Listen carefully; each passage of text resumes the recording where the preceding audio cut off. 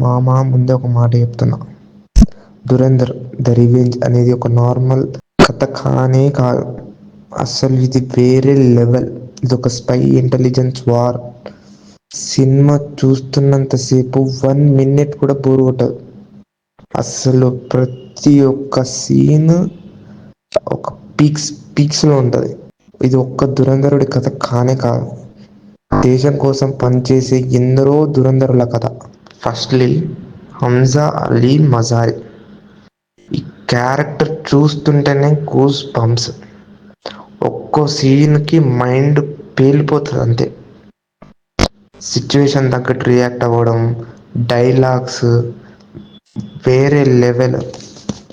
ఈ సినిమాలో ఉండే Jameel Jamali character, Ajay Sanyal character, major Iqbal character, Elina character వేరే లెవెల్. వాళ్ళ క్యారెక్టర్స్కి వాళ్ళు 100% న్యాయం చేశారు. ఈ మూవీలో ముందుగా మాట్లాడుకోవాల్సింది ఏంటంటే స్టోరీ. ఇది ఒక్క హంజా అలీ మజారికి హైప్ ఇచ్చే మూవీ కాదు, సినిమా మొత్తం హైప్ తోటే నడుస్తుంది. Background score, action blocks, dialogues, peaks.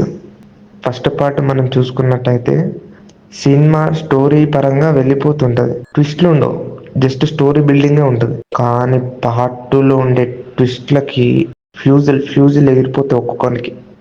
ఈ సినిమాలో ఒక స్పాయిలర్, దావూద్ ఇబ్రహీం ఉంటాడు. అసలు అన్ఎక్స్పెక్టెడ్ ఎంట్రీ. సింపుల్ ఉంటుంది కానీ సినిమా చాలా ఇంపాక్ట్ క్రియేట్ చేస్తుంది. ఈ సినిమా క్లైమాక్స్ వరకు కూడా 1% కూడా డౌన్ కాదు. ఒక పీక్స్లోకి వెళ్ళిపోతూనే ఉంటుంది, ఆగేదే ఉండదు. ఎమోషన్స్ మాత్రం క్లియర్గా సూపర్గా క్యారీ చేస్తారు ఒక్కొక్క క్యారెక్టర్. ఫస్ట్ హాఫ్ మొత్తము హంజా లయారికి కింగ్ ఎట్లా అవుతాడు, షేరీ బలోచ్ ఎట్లా అవుతాడు అనే దాని మీద ఉంటుంది. సినిమా అస్సలు బోర్ కొట్టదు, పీక్స్ యాక్షన్ ఉంటుంది.